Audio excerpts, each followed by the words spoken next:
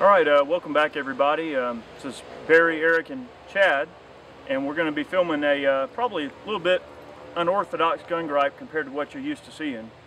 We're out here at the farm. We just kind of an impromptu gun gripe here, and we're going to talk about guns in video games and the video game industry and how it relates to creating overnight gun experts and how it affects young people and the current role that guns in video games have in society. We're going to sort of hit on those points a little bit.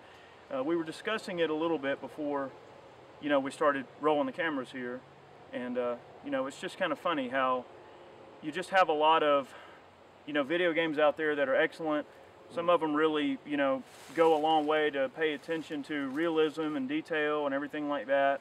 They get the makes and models on the guns correct. They get the sounds correct. I mean, they even go as far as to go out and, film the guns in action to get a good idea how they mechanically operate and everything. So, in some of these videos, video games, they go through a lot of effort to make realistic looking and sounding firearms. Well, a lot of them, but then some you have where you've got a 50 caliber that doesn't even recoil one bit, on screen. Right. So, that's right.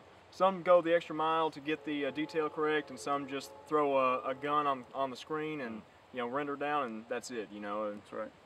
Well, I can really kind of give a little bit of my insight to it. I mean, I am a gamer, even though I do a lot of shooting stuff and a lot of gunsmithing, little random things like that on YouTube.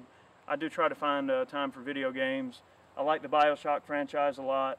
I like the Fable franchise a lot. I know that's not really a shooting game, but I do like the Final Fantasy, Fable, BioShock, Fallout, those types of games. I know there for a while Chad was a pretty hardcore gamer. Yeah, we go back to the days of Doom. We were all looking for the best computer to play Doom 3 on. I know that's not really that old, but still, I mean, I don't have time for him. I haven't picked up a mouse to play a computer game in ages now. What's the last video game you played, Barry? An Atari? I have never played a video game. You've never played a video game? Never. Not in my life. I've never played a video game. Yeah? No. But I will say that I know a lot of young kids that do. My sons do. And video games can teach you a lot of tactical stuff. It can teach you how to move around in tactical shooting situations. And you can really learn how to shoot a gun through a video game. Oh, yeah. A lot of the basics, you have to cover, especially if you use like right-click on the mouse to bring the sights up to your eye level, instead of shooting from the hip as it appears in most video games, Right. I mean, it does teach you, sight alignment. So if you do have an interest in guns and you go out to the range, you kind of have an idea of how to set the gun up to shoot properly, That's right. So, I mean, it has its benefits. It definitely has its merits, So, we were discussing a little bit about, guns and video games, and Barry was talking about a few of his experiences there. We work at a gun shop. Chad doesn't, but, we see every day how people come in and they always get facts mixed up. They get makes and models mixed up. They always have these slang names for guns, and sometimes that can get a little bit frustrating. I mean, when you have a young person come into a gun store or any kind of professional setting and appear to be some kind of expert on guns because they spent 12 hours playing Call of Duty one day, Yep. And that's their credentials for being a gun expert is Call of Duty. And I know we get that a lot on YouTube and everything else, but of course we'll have like people come in and they'll look at like the MSARs on the wall and be like, oh, that's a Steyr-AUG, and it does appear to be a Steyr-AUG. But it isn't. Right, it's not. Same design. And then you see somebody come in and they see a Glock and they think, oh, that's a Glock 18. That's automatically a Glock 18. Right. It doesn't matter what Glock it is, it's a Glock 18. Right. And they, oh wow, you got to counter a full auto Glocks. Yeah. No, we don't. That's the only one you ever see in the video games. It's the G18. I mean, it's the only cool gun to have in a video game. Why would you want a G17 in a video game? You have to pull, hit the mouse every time you want to fire. You want to hit the mouse one time and blast it, Throw them away. Right. But that's right. Well, okay. Now, what else were we discussing? A little violence bit? in video games. Violence in video games. So one other area that I guess kind of comes into play when you start thinking about video games, and especially young people these days, is violence. And believe me, I'm not like one of them people that thinks that video games shouldn't be violent, because I do. I mean, the more blood and gore, the better for me. And not to say that I'm desensitized to violence, but there would, I guess, be that argument there that some people think that video games can desensitize young people to violence. What do y'all think about that? Well, I think that I really don't believe that somebody who plays a video game, a violent video game, is going to turn violent. They just like to they like to fantasize the blood and gore issue without actually doing it. So I mean, that's okay. Everybody always watches horror movies and blood and gore movies and things like that, and it's really no different. That's right. I think that release is kind of like a part of what human beings generally are about. I mean, we have to have some kind of release, and it comes in a lot of different ways. And some people want to take an axe and beat on a tree and chop down a tree, or some people want to chop firewood or whatever. If somebody wants to relieve tension and they've had a hard day and they want to play a violent video game, I have no problem with that. Well, the thing with blood and gore is that no matter whether or not you're a gamer or not, I mean, folks slow down on the interstate to see a wreck on the side of the road or whatever on the other side. I mean, the rubberneckers. I mean, traffic is backed up for miles because of someone wanting to see a little bit of blood and gore on the side of the interstate. I mean, how is that any different than a little bit of violence in a video game if you want to just watching two pro boxers beat the hell out of each other in the ring? I mean, what difference is that? I think that people naturally have a fascination with gore and death, they do, and that's part of it. I mean, now from a video game standpoint, at least one thing that I believe modern video games have going for them now is that they do have increasingly more complex and detailed storylines, which make them a little more interesting. I mean, a lot of video games nowadays are more like movies than they are video games. I mean, all the CG cutscenes, and so I mean, I can understand why that's a popular thing in our society and everything like that. But we just thought to talk about the subject a little bit because it is important, and guns in video games, I believe, should be portrayed in a safe manner. I mean, of course, the thing about video games is that you're in an electronic realm where you can't do damage to anything, you can't hurt anybody in real life. I mean, of course, you see a lot of dangerous things going on, but that's not real life. Well, there's got to be there's a line between the video game reality, as you would call it, and actual reality. I mean, if you're in an electronic environment like that across the internet, playing against other combatants in some kind of first-person shooter game, you're out to be the victor. I mean, you're out to kill everybody in that game, but you're not going to kill everybody in real life. It's not tied together, and the distinction has to be made between the reality of life and then that sub-reality of the internet world and internet gaming in itself. Well, the thing about it too is that, I mean, not only do those parallels kind of draw in the sand also, but then you've also got the fact that video games take up a lot of people's time. They do. And some people get obsessed with them, and then what you've done is you've replaced a real reality with something that doesn't exist. I mean, it might exist on the TV screen, but once the power's off, that's it. You're back in the real world. Well, I think it can create a lot of antisocial tendencies in people. I mean, especially ones that are completely obsessed with being on the computer and playing games across the internet. I mean, I just can't get into it that much. I never really was much of an internet gamer. I enjoy the storylines of games. I mean, like the Halo series, Doom, the Call of Duty series. They started to get where they had a very good storyline, with all the cinematic cutscenes and whatnot. And that's really what ties a lot of people to the games, is they have an emotional connection with the storyline itself. And the characters in the story. I mean, a lot of people relate to the characters in the story. And you are the main character of the story in a lot of senses. So. People go to horror movies. Like when I was younger, people went to horror movies because you want to feel that adrenaline rush of the horror, the scariness, and all this kind of stuff, but it's not real. You get the rush, but you're not in any danger. That's right. And that's what it is. It's an imagined danger. People flock to the Halloween movies. They do like the Halloween hay rides and all the little spook houses. They want to feel the terror and the adrenaline rush and the excitement of it, but they're not really in danger.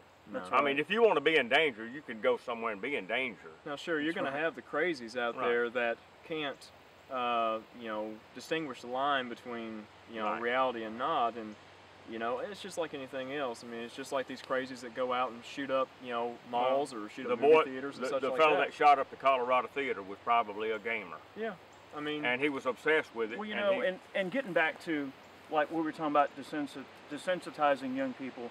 I don't think that video games really desensitize people. I mean, I think they can, and they have the capability to, but then again, what doesn't? I mean, that's different for every single human being. I mean, that could be in the form of a traumatic experience. Let's say you're young and you're riding along on the road with your family and you see a car wreck and you see some maimed body on the side of the road. That could be just the amount of desensitization or, that a young person needs to be pushed over the edge. Oh yeah. If know, you and turn the that news on at 6 o'clock in the morning and watch the newscast, that can desensitize you. Over and over and over, you see murder, kidnapping, arson, rape, blah, blah, blah. And it desensitizes you to all this Yeah, stuff. because it's something that happens every day, and that's what they focus on. That's in the media. right. So it becomes common. Instead of being a sensational story, it's just another day. Oh, It's yeah. just something else that happened. Another day. Well, And I especially have where to- we live, you know. Oh, yeah, yeah. Yeah. And, you know, I have to say that, you know, when I went overseas for the first time and everything, you know, I went into that situation very desensitized. And the training is meant to do that to you. It's meant to desensitize you. It's meant to just make you do what you got to do and not worry about the repercussions of your actions or anything like that. But I think that I came away from that situation probably less desensitized because I realized, you know, that people are people no matter where you go in the world. And when you see a little death, it really does kind of open your eyes up to, you know, the true nature of people and really the true nature of what people are capable of doing to each other. Right. And I think you'll find that if video games, if the scenarios presented in video games were real in any way, that you would find that the resulting actions would be much different. People wouldn't be walking around shooting each other. There's no respawn. I mean, when it comes to real life and things like that, I mean, there's no respawn. I mean, you don't just come back. I mean, once you're gone, you're gone. Right. And folks And, need to understand that, you know, and That's right. there's a small population or a small percentage of the population, you know, out there that are crazy enough not to understand that, you That's know, right. it's just the way you're wired, you know, but it doesn't amount to the entire population, you know, especially when you consider all the folks that enjoy gaming. I mean, how little of a percentage of people actually, you know, can't really tell Right. the difference.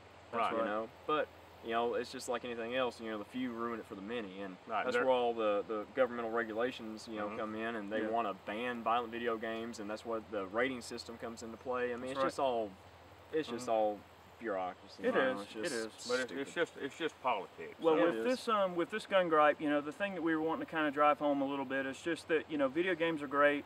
I advocate video games. I love video games. You know, I've been a gamer for a long time as a young person and growing up. I mean, I grew up in the 80s, so of course, you know, video games were at the pretty much the apex of their popularity during the 80s, and have continued to be. So they're you pretty know, popular now. Yeah, they're still popular, Oh, yeah. definitely. You know, we support video gamers, and you know, the reason we made this video is to let you guys know. I mean, we do have a lot of young people that watch our YouTube channel. We do a lot of dangerous stuff. We do a lot of fun stuff. We try to put a lot of stuff on there where you guys can learn. But the thing we want to drive home is that, you know, reality is much different. You should definitely exercise caution, and you know, we like to bring young people into the mix. We definitely want some of you young people interested in what we're doing. I know in today's society that's hard. I mean, I know you're probably looking at the screen and thinking, well, how do you know what it feels like to be a 15 or 16-year-old in today's society? Well, I don't, because I'm not. But the truth of the matter is, I mean, I've got a, you know, 15-year-old and an 18-year-old, and you know, You see it every day. I see it every Right, day. yeah. So I know what the You young live it. people are going yeah. through, and Well, you I've know. said this before and I'll say it again. We get a lot of calls from young patriots, 13, 14, 15 years old, and it gives me a lot of warmth in my heart to know that these young people actually understand what's going on Oh yeah. in the And world. they want to understand. That's And the- they're Right. open-minded, they're learning, and that's the whole point about it That's is right. we can't let the public school system close your mind to a set little thing. People have to learn to think outside the box. Oh yeah. That's And right. these young kids, some of these young kids do, and it does my heart good. My youngest son is 2 years older than Eric, and So my age. yeah, 30 years old. Eric's 28, but my youngest son is 2 years older than Eric. And my kids were brought up in a different era, a different time, and like Eric said, we don't know what a 15-year-old feels now. Right. But when they call us up and they tell us how they feel, that really does us good, because I That's know that gives me hope and confidence that this country can pull itself out of this mess that Oh we're yeah. in. Especially when you see that young generation, Right. you know, getting Right. in line with things the way they Right. need to be. You That's know, right. thinking But right. there's a lot of young patriots out there that are 14, 15 years old that respect guns. They're responsible, and they're the future of this country. And that's I what we agree. got. That's what all these videos is about. Is the future of this country. That's right. So, So, you know, we're going to leave you with that thought, and we definitely have more gun gripes on the way. We had Chad out here with us. We thought we'd bring him in as a little guest. So maybe we'll have some more guests in the future. Maybe Chad will be in on a few more gun gripes. We'll see. We All do right have now. a few other things planned. We're probably going to have eventually sit down with Ray also with the three of us, so we'll be 4 of us total, and be able to kind of give you a synopsis of how we think things have gone and where we're maybe going. So we'll see. Okay. But we'll leave you with that thought, and appreciate you guys watching.